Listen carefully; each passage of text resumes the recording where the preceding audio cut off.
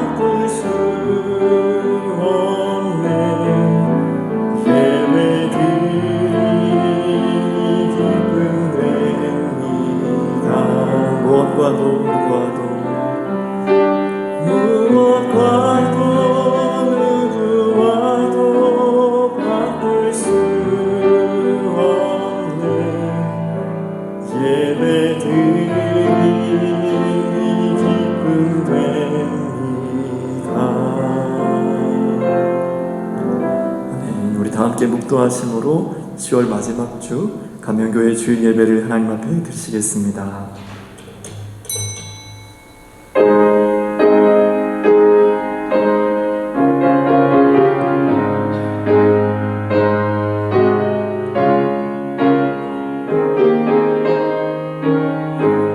하나님은 영이시니 예배하는 자가 영과 진리로 예배할지니라.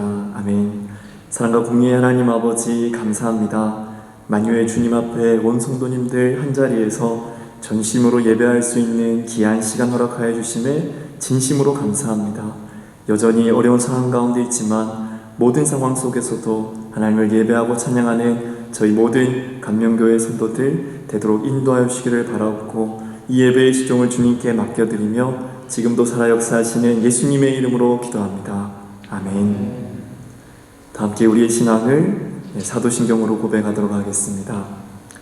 나는 전능하신 아버지 하나님, 천지의 창조주를 믿습니다. 나는 그의 유일하신 아들 우리 주 예수 그리스도를 믿습니다.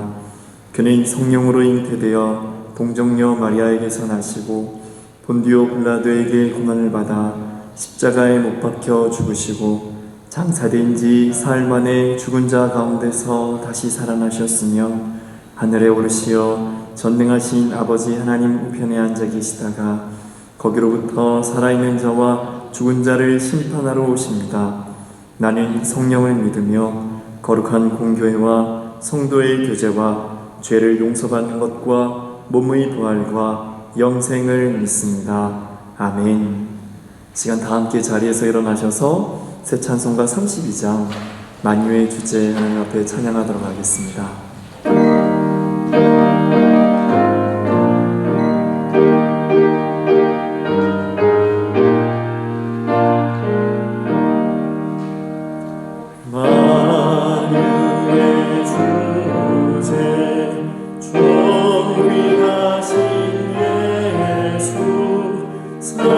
사랑이 되신 하나님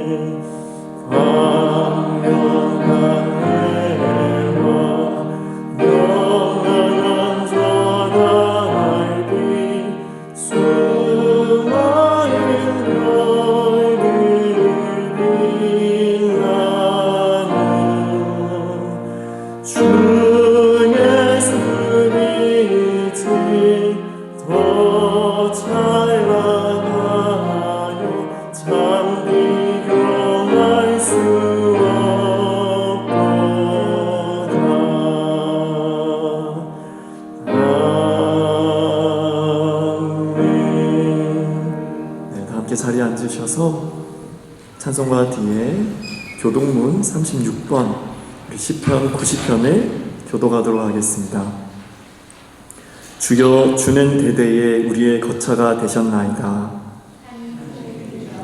땅과 세계에서 조성하시기 전 곧 영원부터 영원까지 주는 하나님이십니다. 주께서 사람을 티끌로 돌아가게 하시고 말씀하시기를 너희 인생들은 돌아가라 하셨사오니 주의 목전에는 천년이 지나간 어제 같으며 밤의 한순간 같은 뿐입니다. 주께서 그들을 홍수처럼 쓸어 가시나이다. 그들은 잠깐 잠인 것 같으며 아침에 돋는 풀 같으니이다. 풀은 아침에 꽃이 피어 자라다가 저녁에는 시들어 마르나이다. 우리는 주의 노에 소멸되며 주의 분내심에 놀라나이다. 주께서 우리의 죄악을 주의 앞에 놓으시며 우리의 은밀한 죄를 주의 얼굴빛 가운데 두셨사오니 우리의 모든 날이 주의 분노 중에 지나가며 우리의 평생이 순식간에 다하였나이다. 우리의 연수가 70이요 강건하면 80이라도 그 연수의 자랑은 수고와 슬픔뿐이요 신속히 가니 우리가 날아가나이다. 누가 주의 노여움의 능력을 알며 누가 주의 진노의 두려움을 알리일까? 우리에게 주의 날 계수함을 가르치사 지혜로운 마음을 얻게 하소서. 아멘. 이 시간 예배를 위해서 우리 강성봉 장로님께서 기도 인도하시겠습니다.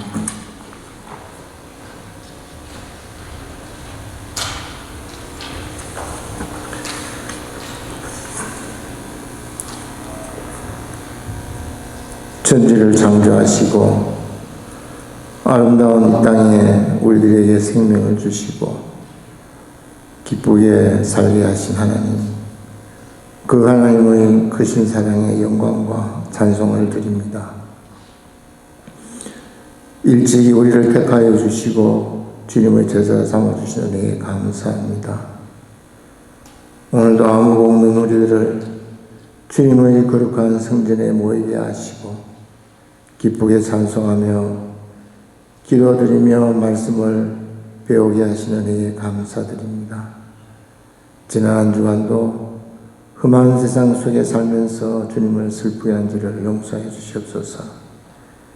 이 시간 주님의 열리신 보혈로 깨끗이 씻음받는 우리들이 되게 하여 주시옵소서.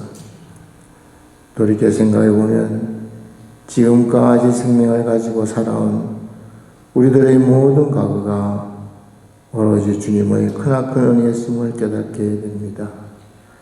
이 세상 끝날 때까지 주님께 감사하며 기쁘게 살아가는 우리 모두가 되게 하여 주시옵소서. 우리 마음속에 항상 감사와 찬송이 넘치는 모두가 되게 인도하여 주시옵소서. 지금 이 자리에 엎드려 기도드리는 사랑하는 우리 성도들, 주님 우리들 곁에 찾아와 주시옵소서. 각자의 마음속에 지니고 있는 말 못할 강물을 주님의 사랑으로 해결하여 주시옵소서. 경제적으로 어려움 묻도록 도와주시옵소서. 자녀들을 지혜롭고 건강하게 양육시켜 주시고 이 세상에 빛과 소금의 역할을 다할 수 있도록 도와주시옵소서. 육신의 건강의 복도 허락하여 주시옵소서. 사랑하는 성도들 가정에 주님의 사랑과 은총이 차고 넘치도록 주님 도와주시옵소서. 은혜의 주님, 지금 우리나라를 불쌍히 여주시옵소서. 지금 우리나라는 코로나라는 질병으로 인하여 많은 국민들이 고통을 받고 있습니다. 또한 생명을 잃고 있습니다. 우리 모두가 두려움과 불안에 사로잡혀 있습니다. 병에 걸린 사람들 주님의 보혈로 깨끗이 씻음받게 하여 주시옵소서. 주님의 피 묻은 손으로 만져주시고 하루속히 완전시켜 주시옵소서. 또한 더 이상 이러한 질병이 확산되지 않도록 주님 도와주시옵소서. 세계의 많은 다른 나라들도 이로 인하여 수많은 사람들이 생명을 잃고 있으며 경제적으로 어려움을 겪고 있습니다. 이 세상의 모든 것들은 하나님의 손 안에 있음을 우리들은 알고 있습니다. 모든 시련이 하루속히 떠나가도록 인도하여 주시옵소서. 이 질병을 인하여 더욱더 하나님께 영광을 돌리는 우리 모두가 되게 인도하여 주시옵소서. 이 동산에서 공부하며 생활하며 열심히 노력하는 우리 생명들 주님 도와주시옵소서. 주님의 말씀을 양육시켜 주시옵소서. 열심히 노력하여 이 사회에 나가서는 주님에게 귀하게 쓰임받는 그릇되게 되게 하여 주시옵소서. 주님의 말씀을 마음속에 지니고 평생을 살아가는 우리 어린 생명들이 되게 하여 주시옵소서. 교회를 위하여 기도드리는 손길을 기억하여 주시옵소서. 오늘 말씀을 전하는 목사님을 도와주시고 그 말씀을 우리 마음속에 큰 의미가 있는 시간 되게 하여 주시옵소서. 내일부터 시작되는 하루하루도 주님의 인도하에 주님의 선한 인도자가 되어서 우리들을 인도하여 주시옵소서. 이 모든 말씀 우리를 구원하신 예수님 이름 받들어 기도드리옵나이다. 아멘.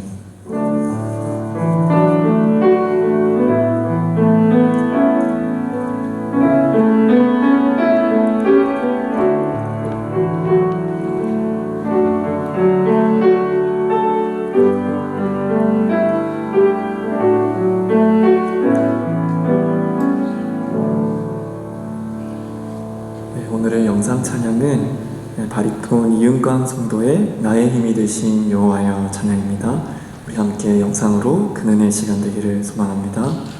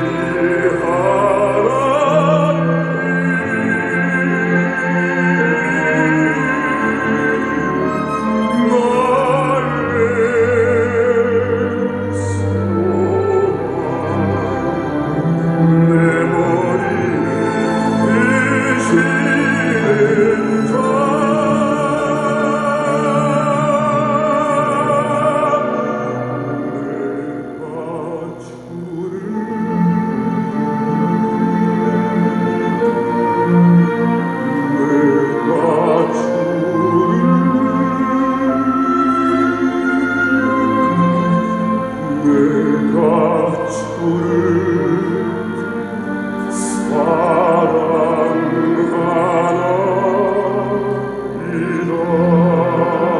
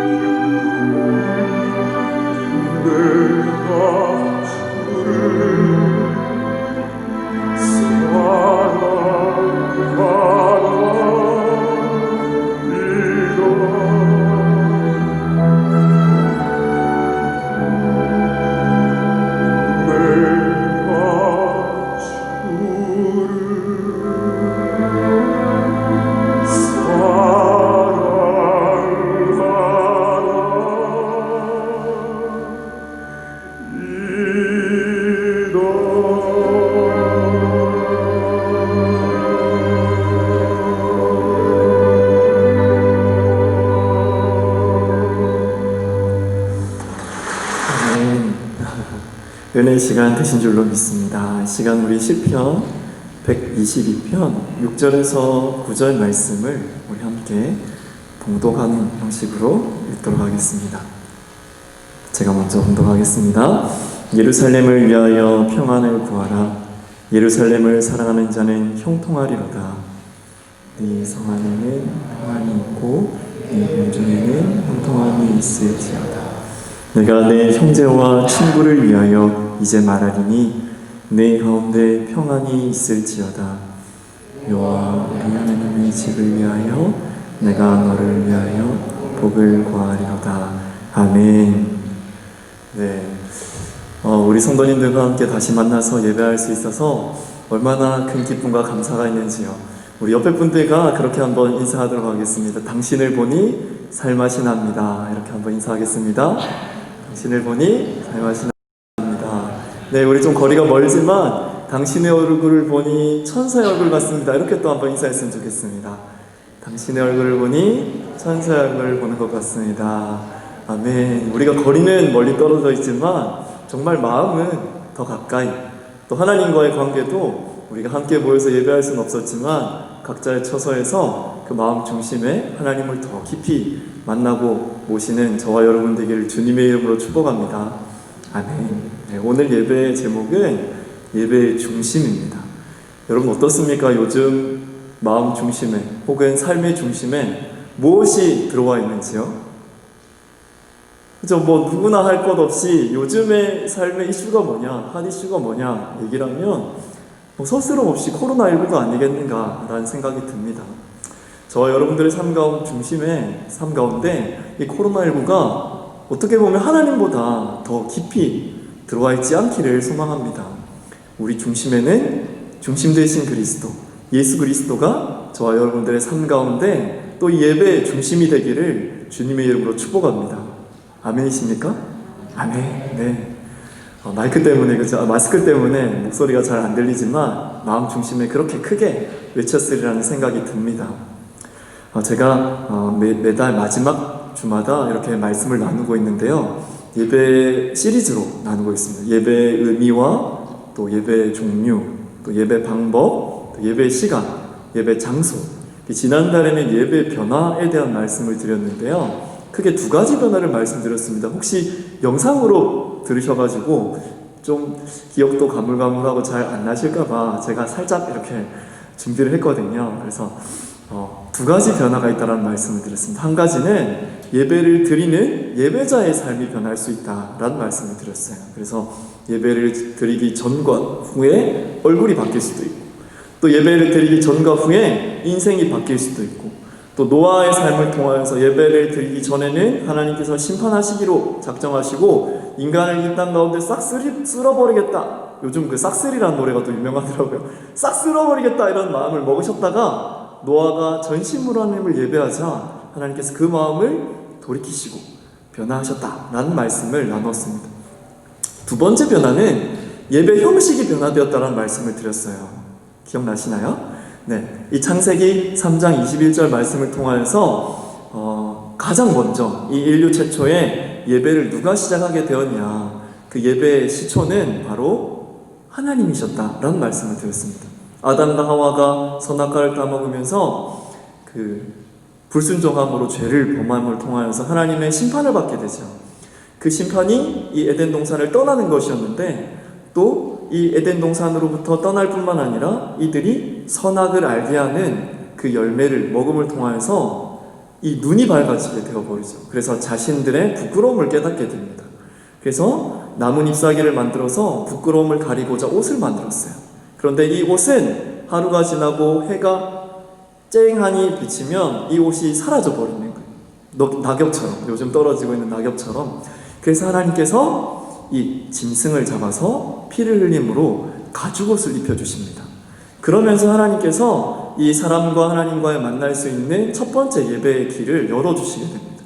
그때로부터 하나님을 만나는 이 예배에는 항상 짐승이 필요하게 되었고, 그 피를 흘림을 통하여서 죄된 인간이 자신을 대신해서 죽인 이 짐승을 가지고 하나님께 나올 수 있는 길이 열리게 되었습니다. 이 족장시대라고 얘기를 하는데요, 이 노아, 또 아담, 에노스, 아담, 아벨, 또 셋, 에노스, 또 노아, 또 아브라함, 또 이삭, 야곱, 요셉 시대까지 이 제단에서 짐승을 잡아서 드리는 예배가 쭉 이어지게 되었습니다. 그러다가 예배가 또 변화가 되죠. 어떻게 변화가 되냐니까 바로 이 이집트 땅에, 그러니까 이 요셉에 의해서 이 야곱의 모든 식구들이 이집트 고센 땅에 들어가게 됩니다. 그 고센 땅에서 살다가 430년간의 종살이를 끝내고 출애굽하던 시기에 하나님께서 이 예배 형식에 변화를 주십니다. 그게 바로 성막 예배가 시작되게 됩니다. 이 성막을 만들고 성막을 준비하는 모든 일련의 과정은 하나님께서 말씀으로 세세하게 모세에게 기록해 두셨어요. 문의 넓이는 어떻게 하고 짐승을 데려와서 어떻게 잡고 또 이 짐승을 번제단에서 어떻게 죽이고 또 이 피를 바르고 내장을 갈라서 씻고 이러한 여러 가지 일식들을 하나님께서 세세하게 말씀해 주십니다. 이 출애굽기 말씀에 나와 있는데요, 25장 8절에서 9절 말씀에 이렇게 세세하게 하나부터 10까지 다 알려주세요. 이렇게 예배 형식이 변화되게 되고 바뀌게 되면서 이스라엘 백성들이 하나님을 예배하고자 하면 이 성막으로 나오는 성막 예배가 시작되게 됩니다. 이 순서들이 쭉 있는데요, 지난 그 예배 때 영상으로 여러분들에게 보여드렸으니까 혹시 못 보신 분들 계시다면 영상을 한 번 더 보시면 좋을 것 같습니다. 번제를 드리고 이 물두멍에서 정결의식을 가지고 이 성소로 들어오게 됩니다. 이 성소에 들어와서 말씀의 떡, 진설병의 떡을 먹고 또 이 성령의 빛, 이 금초대, 7 금초대에서 성령의 빛을 받고 또 이 분향단에 가서 향을 피우면서 기도를 드리면서 이제 마지막으로 이 성소에서 지성소로 나아가게 됩니다. 이 지성소 안에는 하나님의 법궤, 언약궤가 있다라는 말씀을 드렸습니다. 이 대제사장만 이 지성소 안에 들어갈 수 있었는데요, 여기에 들어가서 하나님의 말씀을 듣고 하나님께서 뭐라고 이스라엘 백성에게 말씀하시는지를 잘 귀 기울여 듣고 그 말씀을 이스라엘 백성들에게 선포하는 형식으로 예배가 진행되게 되었습니다.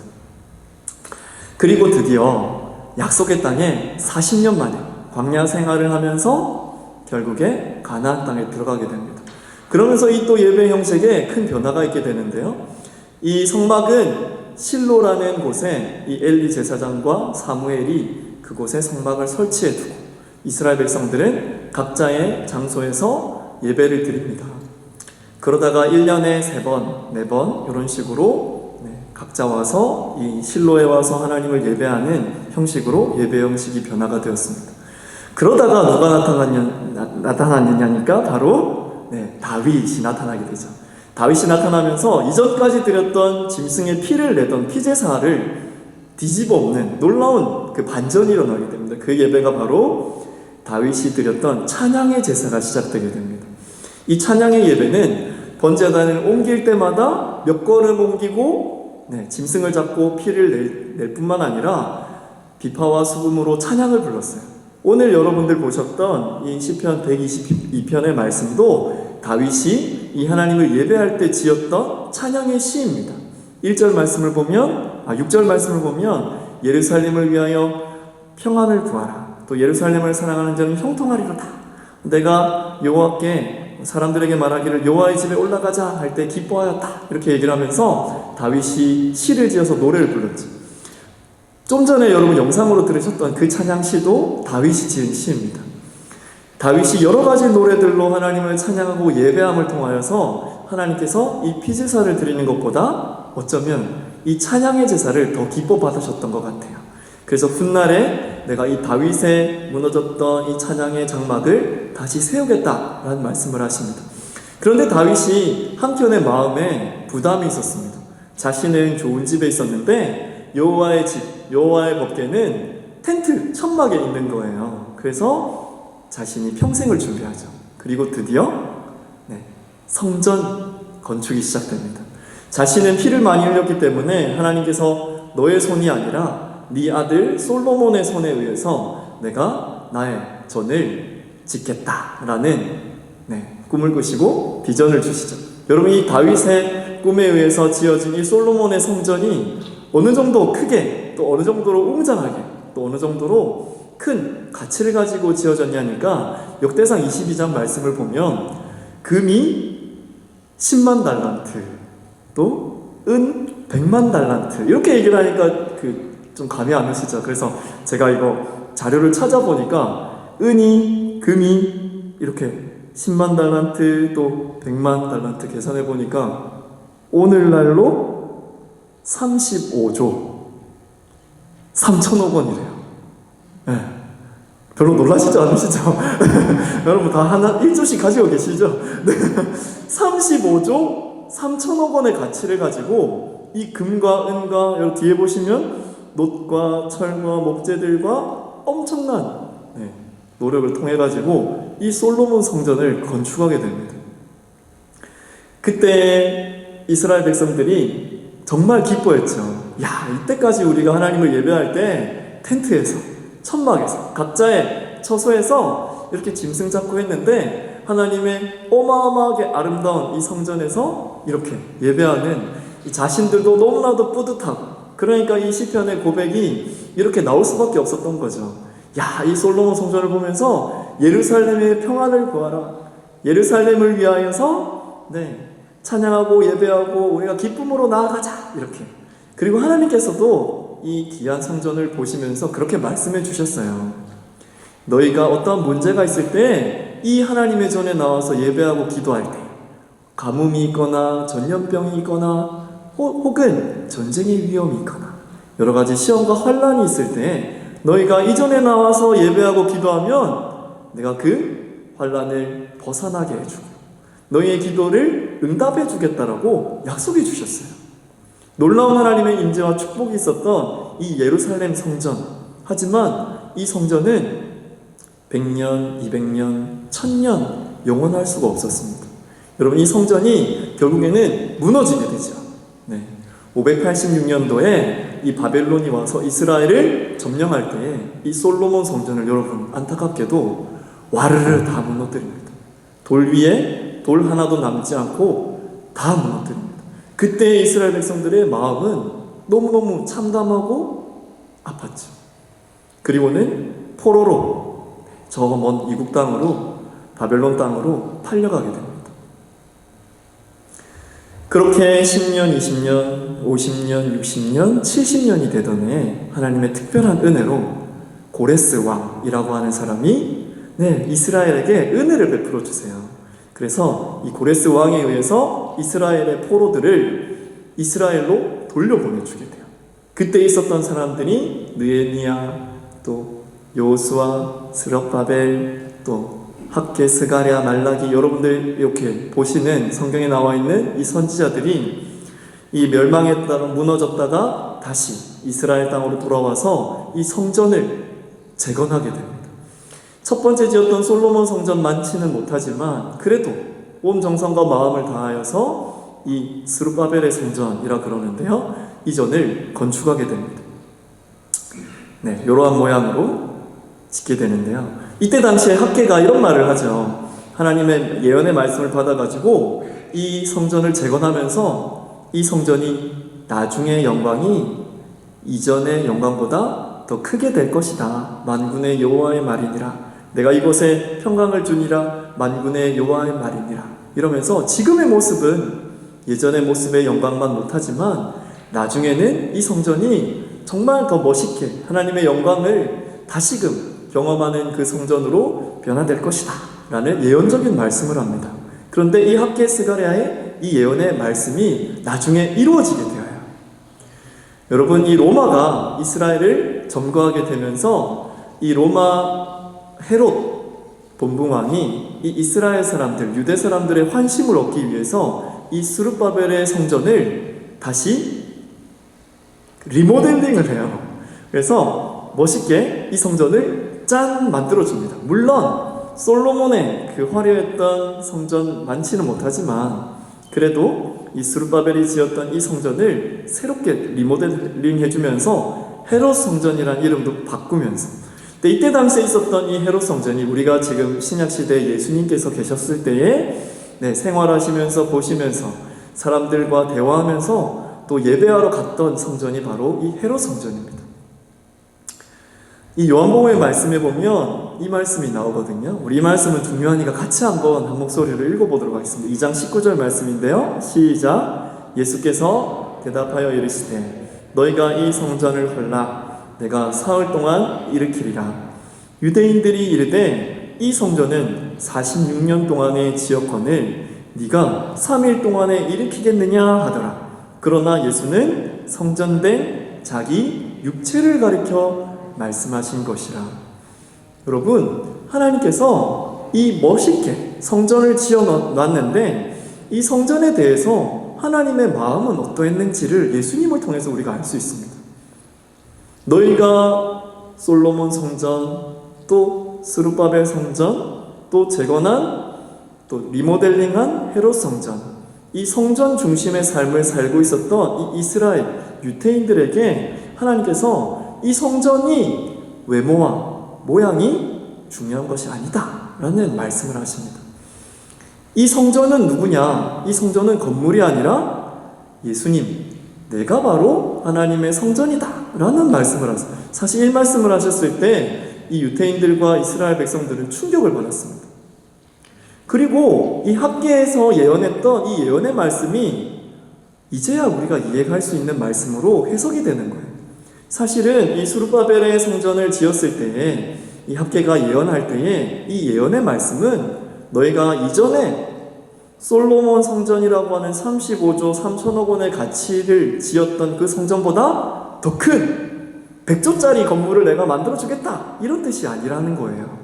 학계서에 나와 있는 내가 이 성전을 세울 것인데 이 성전이 나중 영광보다 이전 영광이 더 크게 될 성전은 예수 그리스도를 의미하고 있는 것입니다.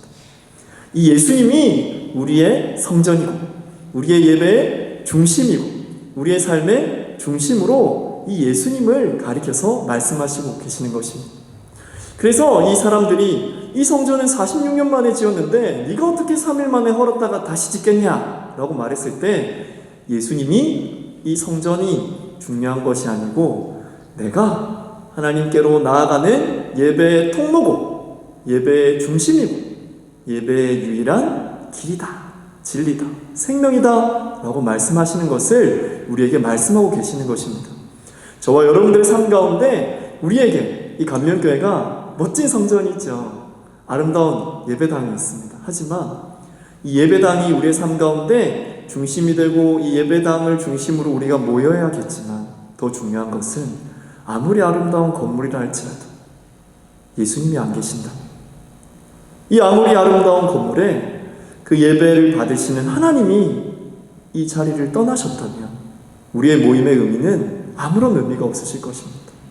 저 여러분들의 삶 가운데 아름다운 건물을 주신 하나님께 감사할 뿐 아니라 이 아름다운 건물에 아름다운 주님을 마음 중심에 모시고 이 예배의 중심에 그 예수 그리스도를 중심에 모시고 두는 저와 여러분 되기를 주님의 이름으로 축복합니다. 여러분, 유대인들이, 이스라엘 백성들이 사실은 예수님을 메시아로 인정하지 않아요. 그래서 어떠한 꿈과 어떠한 비전이 있냐니까 이 새로운 성전, 이 하나님을 예배할 수 있는 그 성전을 다시금 건축하겠다라는 비전이 그들의 마음 가운데 있습니다. 여러분들 예루살렘을 얘기를 들어보셨죠? 예루살렘에는 3가지의 종교가 그 예루살렘 성, 그 예루살렘 성전에 대치되어 있는 상황이죠. 무슬림과 유태인들, 또 기독교인들, 이렇게 3가지의 종교가 거기에 대치되어 있는 상황이에요. 그래서 일촉즉발의 상황으로 누가 이 선을 넘어오면 언제든지 전쟁이. 여러분들 우리 뉴스를 통해서 아시다시피 최근에 그저 트럼프 대통령이 이스라엘이 예루살렘의 수도다 이 말 한마디함을 통해 가지고 엄청난 테러가 일어나고 살인이 일어나고 지금 난리도 아닙니다. 그런데 더 큰 일이 일어났죠. 관심이 있으신 분들 있으신가요? 네, 지난 9월 달에 이 뉴스가 나왔는데요. 2020년 9월 15일 날 여러분 아브라함 협정이라는 것이 맺어졌어요. 요게 아랍에미레이트와 미국 간의 평화 협약을 맺었습니다. 근데 이게 중동 세계와 또 이 미국 세계가 이 기독교와 무슬림이 정말 세계 평화를 위해서 하나님께서 특별하게 일을 행하시는 것보다 이렇게 또 생각할 수 있는데 사실은 이 이면에 더 큰 음모라고 할까요? 더 큰 하나님의 뜻과 계획이 있는 것을 우리가 볼 수 있습니다. 이 협정을 통하여서 여러분 어떠한 일이 추진되고 있냐니까 이 유태인, 무슬림, 기독교가 같이 연합해서 아브라함의 집이라고 하는 성전을 건축하기 시작했어요. 그래서 이게 2022년에 완공될 거다라고 얘기를 하고 있는데 여러분 이것이 많은 성경학자들, 많은 신학자들이 성경에 나타나와 있는 저 그리스도가 오기 전에 일어날 일들에 대해서 예언하고 있는 일이 성취되고 있는 것 아닌가라는 조심스러운 얘기를 하고 있습니다. 여러분 말씀드렸다시피 유대인들은 예수님을 메시아로 인정하지 않아요. 그러니까 이전 영광보다 더 큰 하나님의 성전이 건축될 것을 기대하고 기다리고 있어요. 그리고 예루살렘 그 터에 지금은 세계 종교가 대치되어 있지만 그 세계 종교를 싸그리 무너뜨리고 멋진 성전을 건축해서 그곳에서 다시 한번 이스라엘의 영광을 회복하겠다라는 그런 음모를 가지고 있다라고 얘기를 하고 있더라고요. 저와 여러분들이 이러한 시대 때 이 예루살렘을 사모하고 예루살렘의 평안을 구하는 이 말씀을 우리는 예수님이 우리의 삶의 중심에, 예배의 중심에 오실 것을 믿고 기다리는 그러한 천국 소망을 가지는 사람들의 말씀으로 해석하지만 이스라엘 사람들은 그렇게 해석하고 있지 않다라는 거죠. 여러분 이것이 뭐가 중요하냐? 이것은 이 말씀이 이루어지고 있고 주님이 오실 날이 멀지 않았고 그렇기 때문에 우리가 더 깨어서 우리 마음 중심에 예수님을, 건물이 아닌 예수님을 마음 중심에 모시는 삶을 살아야 되지 않겠냐라는 경각심을 가지고 오늘 이 말씀을 드리는 것입니다. 저와 여러분들의 삶 가운데 예수 그리스도를 마음 중심에 모시고 이번 한 주간도 승리하는 저와 여러분 되기를 주님의 이름으로 축복합니다. 우리 마지막으로 이 말씀 읽고 같이 기도하도록 하겠습니다. 사도행전 15장 16절 말씀인데요. 시작. 이후에 내가 돌아와서 다윗의 무너진 장막을 다시 지으며 또 그 허물어진 것을 다시 지어 일으키리니. 여러분 하나님께서는 번제를 제사를 원하지 않고 하나님을 사랑하고 하나님을 중심으로 예배하는 그 하나님의 사람들을 찾고 계십니다. 그 마음 중심에 하나님을 모시고 이번 한 주간도 살아가는 저와 여러분 되기를 소망하며 이 시간 같이 한번 기도하도록 하겠습니다. 참 좋으신 하나님 아버지 은혜와 사랑을 감사합니다. 하나님 이스라엘 백성들이 성전 중심으로 또 그들의 삶 가운데 하나님보다 그 건물의 외형에 더 큰 비중을 두고 마음을 두었을 때에 예수님이 오셔서 그 성전을 헐고 내가 3일 만에 새로운 성전을 일으키겠다라는 말씀을 하시면서 예수님 자신이 하나님의 성전이고 우리가 하나님을 만나는 유일한 길이요 진리요 생명이라는 말씀을 하셨음을 우리가 기억합니다. 우리가 이 예배당, 교회당에 모여서 예배하는 것도 중요하지만 하나님 없는 예배당이 무슨 의미가 있습니까? 하나님을 마음 중심에 모시고 날마다 삶의 중심에 예수님이 우리의 삶에 가장 우선순위에 오도록 이번 한 주간도 우리 성도들의 삶을 붙드시고 인도하여 주시옵소서. 그렇게 일하실 줄 믿고 감사함을 드리며 참 좋으신 예수님의 이름으로 기도합니다. 아멘. 이 시간 말씀을 기억하시면서 우리의 마음을 담아서 헌물하면서 찬송가 208장 하나님 앞에 찬양하도록 하겠습니다. 사랑합니다.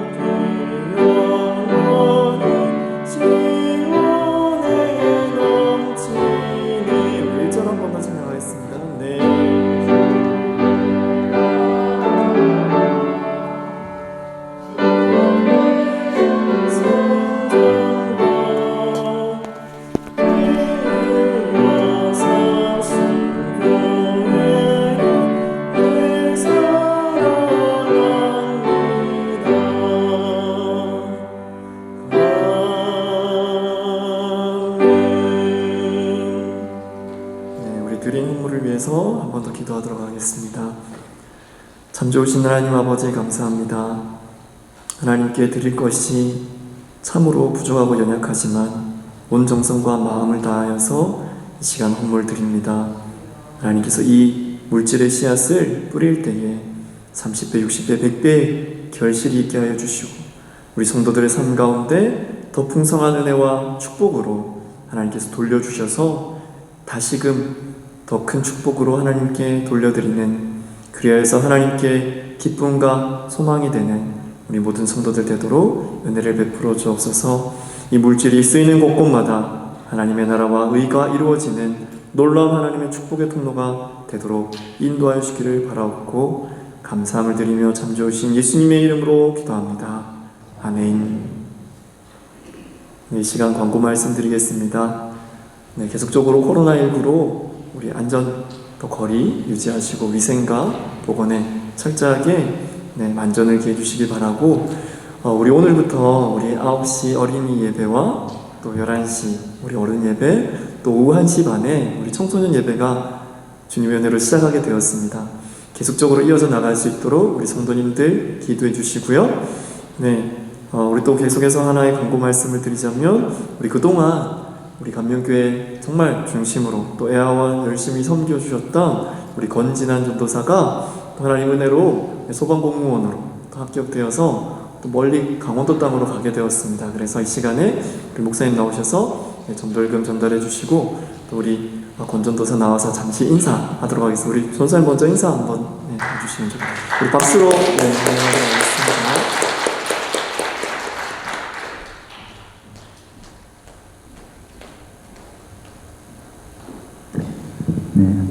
안녕하십니까. 엊그제 제가 이 자리에 서서 처음 인사드렸던 것 같은데 벌써 4년이라는 시간이 흘렀습니다. 하나님께서 또 저에게 다른 길을 또 열어주셔서 감사하게도 또 그렇게 가게 되었습니다.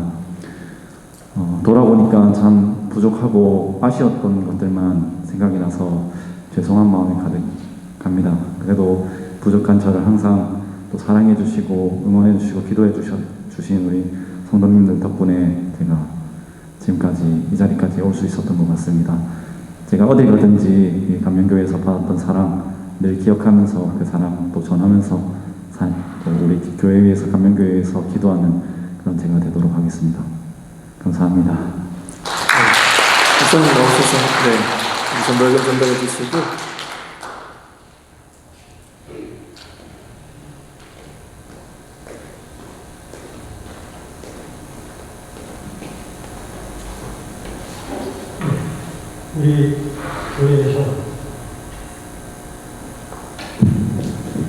우리 교회에서 준비한 전별금이 있습니다. 액수는 적지만 그 의미를 생각하시고, 이제 우리 교회에서 강원도로 선교사로 파견했다는 그런 자부심을 가지고 열심히 사는 우리 전도사님 되시기를 바라겠습니다. 고맙습니다. 전별금 전달하겠습니다.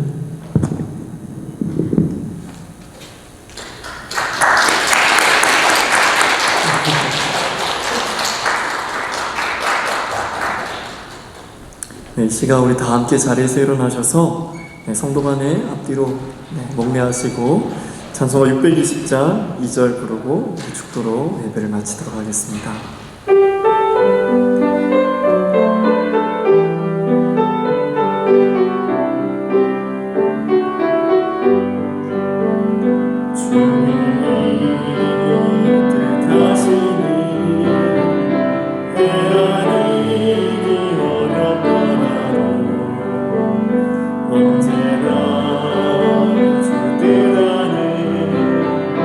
내가 있음을 알아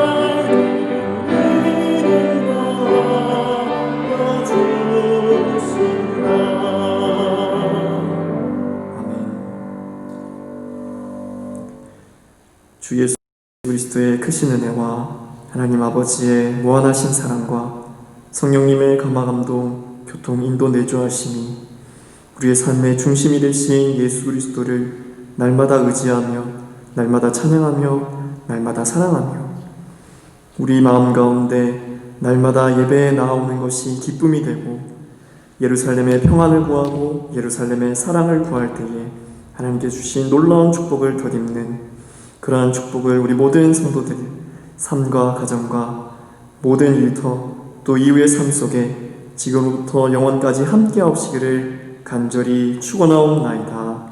아멘.